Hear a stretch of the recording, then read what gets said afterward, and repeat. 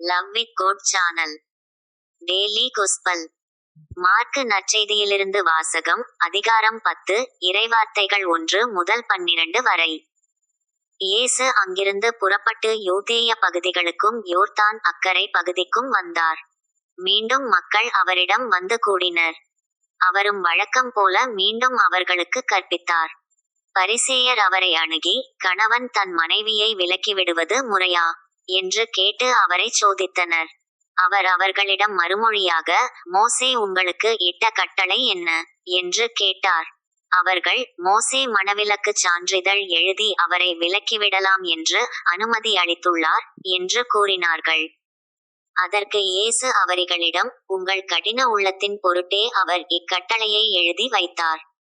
படைப்பின் தொடக்கத்திலேயே கடவுள் ஆணும் பெண்ணுமாக அவர்களை படைத்தார். இதனால் கணவன் தன் தாய் தந்தையை விட்டுவிட்டு தன் மனைவியுடன் ஒன்றித்திருப்பான். இருவரும் ஒரே உடலாய் இருப்பர்.